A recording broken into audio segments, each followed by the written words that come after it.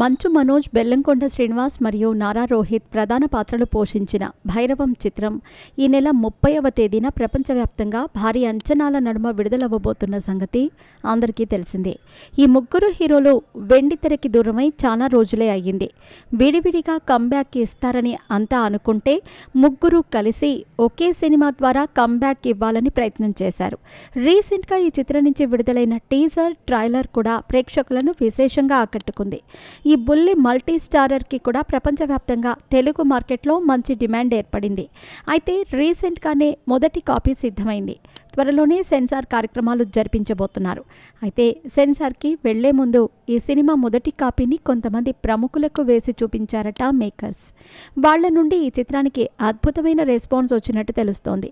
First half మొత్తం ఏదో పర్వాలేదు అన్నట్టుగా సినిమా సాగిపోతుందట. కానీ ఇంటర్వెల్ బ్యాక్కి ముందు వచ్చే ఫైట్ సన్నివేశం నుంచి ఈ చిత్రం ఎక్కడికో వెళ్ళిపోతుందట.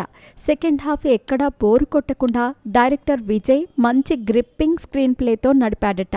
ఇక బెల్లంకొండ శ్రీనివాస్ తన నటనతో అందరినీ సర్ప్రైజ్కి గురిచేశాడట. ముఖ్యంగా ఇంటర్వెల్ సన్నివేశంలో దేవుడు పోనినట్టు విలయ తాండవం చేసి విలన్స్ని నరికి చంపే సన్నివేశంలో ఆయన నట విశ్వరూపం చూపించాడని టాక్. ఇక నారా రోహిత్ సంగతి తెలిసిందే. ఈ చిత్రంలో మంచి పాజిటివ్ క్యారెక్టర్ చేశాడట. ఊరి కోసం, స్నేహం కోసం ప్రాణాలైనా ఇచ్చే పాత్రలో ఆయన అద్భుతంగా నటించాడని, సినిమాకి పెద్ద ప్లస్ పాయింట్స్లో ఒకటిగా నిలిచాడని అంటున్నారు. ఇక మంచు మనోజ్ గురించి ప్రత్యేకించి మాట్లాడుకోవాలి. మొదటి ఇన్నింగ్స్లో ఆయన కేవలం హీరో పాత్రలతోనే అలరించారు. కానీ ఈ సెకండ్ ఇన్నింగ్స్లో మాత్రం ఆయన విలన్ క్యారెక్టర్ ద్వారా తన కెరీర్ని పునఃప్రారంభించబోతున్నాడు. ఈ సినిమాలో మనోజ్ నటన నెగటివ్ షేడ్స్లో అదిరిపోయిందట. ఈ చిత్రం తర్వాత ఆయన టాలీవుడ్ విజయ్ సేతుపతి అయిపోతాడని అంటున్నారు. అంత అద్భుతంగా నటించాడట.